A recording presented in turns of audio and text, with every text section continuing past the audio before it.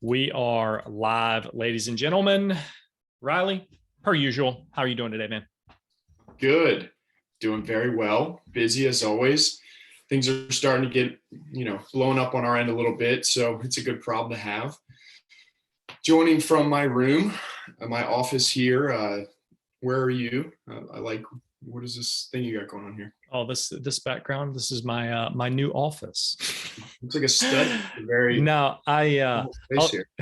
yeah, for all the listeners, thanks for joining. Thanks for watching. I really appreciate it. Caleb and Riley from iTripify. If you don't know, now you know. But we were on a call a couple days ago. This was Riley's idea to bring this background because my background is nowhere near as sophisticated as Riley's. But this lady was like, "Oh my God, is that your real office?" Like, and she was dead serious. And I was like you can clearly tell, like I talk with my hands a little bit. My hands are vanishing. Yeah. I was like, you're kidding, right? And she was like, no. She was like, oh my God, that looks so nice. I was like, yeah, this is real. You have to go with it and stay very still. Yeah, I can't move, which will never happen. Well, But anyways, the topic for today, Riley and I have been talking a lot about creating more content for the group, for the page, and really the community in Charlotte, the short-term rental community. So we're super excited. Today, we're going to start talking about, there's a lot of myths that go around in the short-term rental community. The one for today is running an Airbnb is easy. That's really one of the hot topics. One of the first things that people tell us is like, can I do this? Like, why can't I just run my own short-term rental company? And I mean, to be honest with you, you definitely can. Today is just really to shed some light on a couple things that we've learned and, give you some expertise and some points to really think about when making that decision. Yeah, I mean, we've even heard before it's a common sense industry, right? So we'll talk about it a little bit. It is, but it also is not at the same exact time. So I think a theme that you're going to pull from today, could you list your property on Airbnb, collect some rents, and operate a short-term rental? Probably.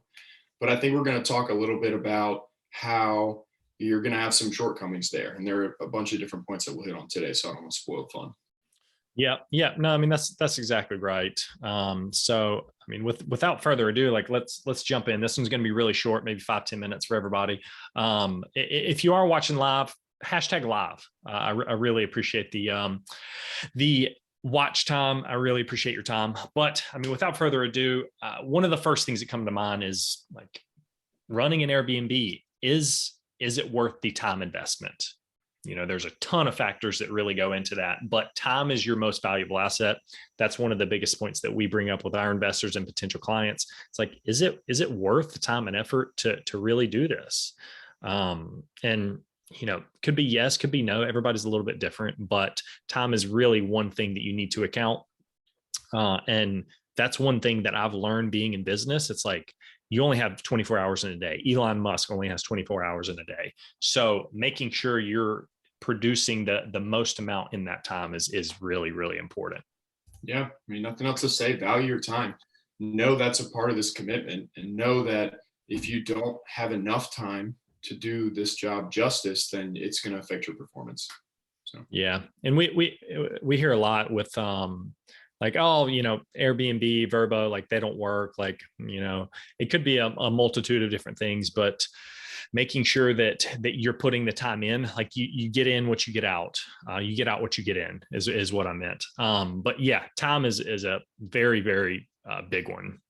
We have another video where we went live 2 weeks ago. Scroll down in the feed, but we break down exactly how much time we're spending per week per property, and it's really a lot more time than you think. So, yeah. I mean, point number 2 is the expertise. So once you get past the time, you're putting the time in, learning the industry, learning the market, learning really how to operate all these platforms. If you're listing on multiple channels, and really gaining that expertise. For us, it took 6 months to really get everything dialed in and really testing everything and tweaking everything. And we put a ton of research in. So making sure you have the expertise before kind of going at this thing is really important as well.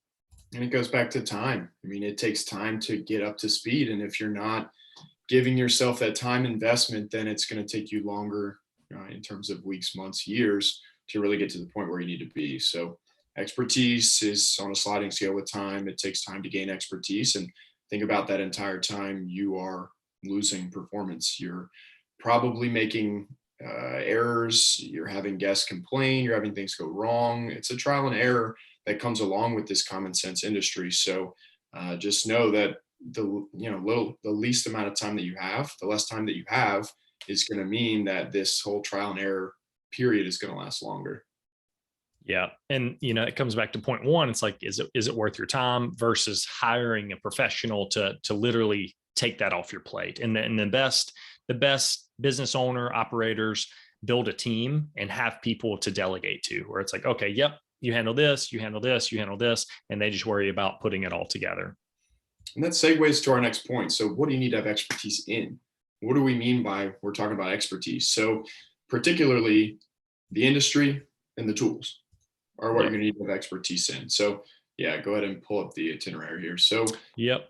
There's softwares. That's a big one. The tools that you're going to use. I mean, you have dynamic pricing tools, how to use that. I mean, that we can go into 4 or 5 different episodes on right now. The automation tools, your PMS, how to sync calendars between different channels. If you're listening on one channel, you're probably dinging yourself in terms of performance. Your guest communication. I mean, all these different parts, which actually make up multiple different software tools, require expertise, which takes time for you in order to digest really the full capabilities of all these tools and figure out how you want to implement them based on your market, based on your property. Yeah. And like you mentioned earlier, Riley, learning the market luckily we've lived in Charlotte for a long time, me my entire life.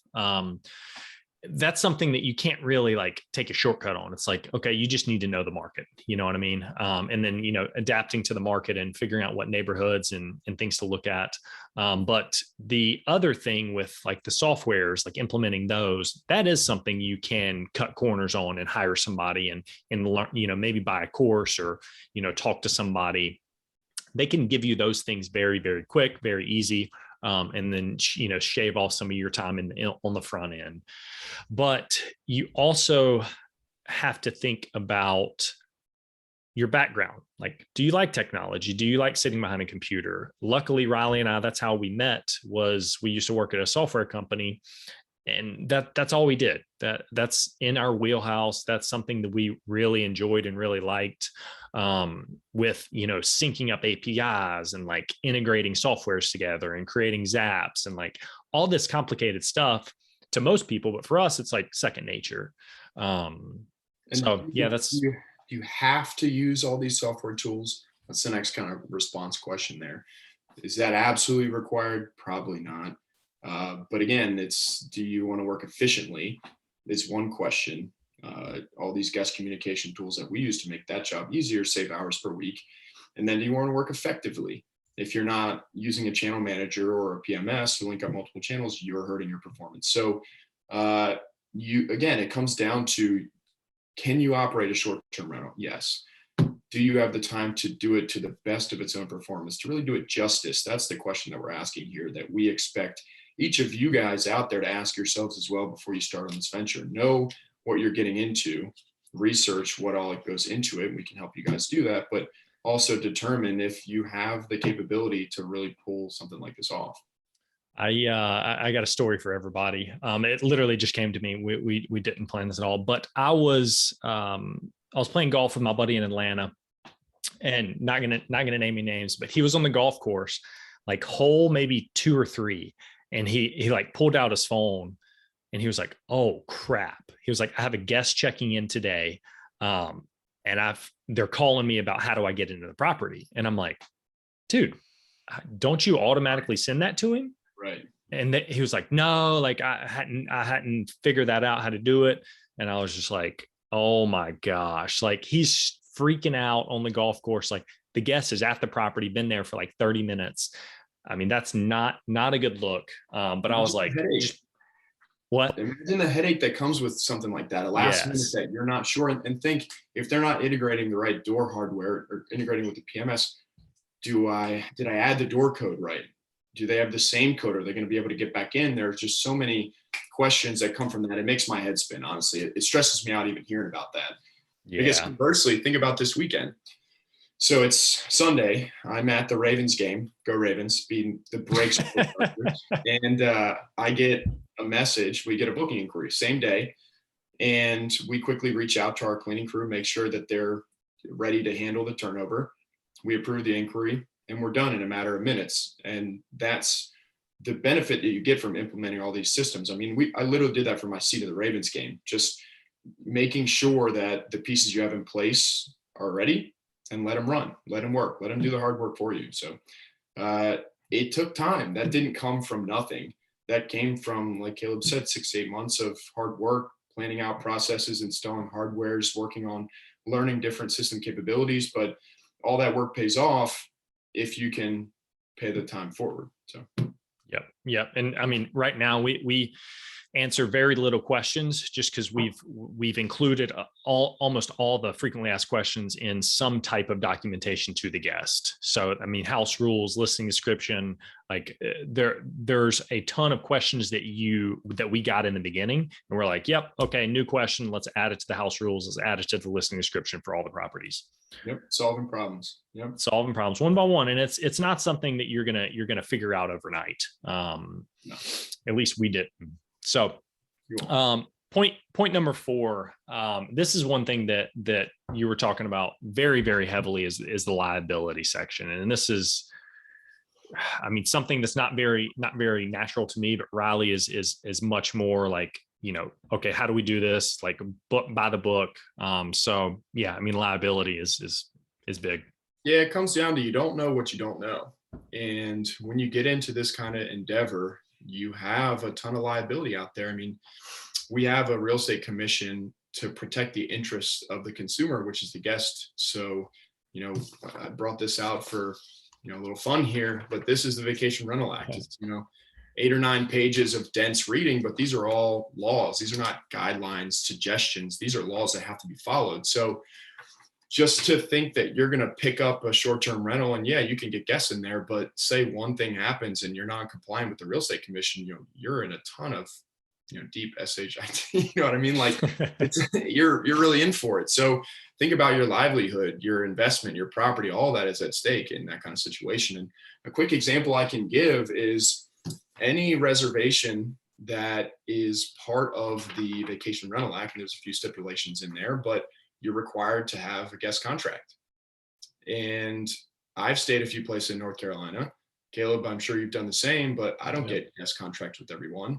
So imagine I get hurt. A completed guest contract. Right. Filled out. It doesn't have to be signed. So again, read the verbiage. But the point is, what if I get hurt? What if something happens? What if somebody breaks in and hurts me? I mean, look at all the different possibilities. I can shoot 50 of them to you right now, that if you're not in compliance with these regulations, you are deep in it. So aside from, yeah, maybe you lose a little bit in performance. You know what I mean? If you're coming into this game without the time or the expertise, you might lose a little bit in performance. But think about what you're really risking here by doing this haphazardly is you're risking your livelihood. Look, there was a lawsuit that we looked at a few years ago. The payout to the guest was, in the millions. I don't know about you guys. I don't have millions sitting in my bank account.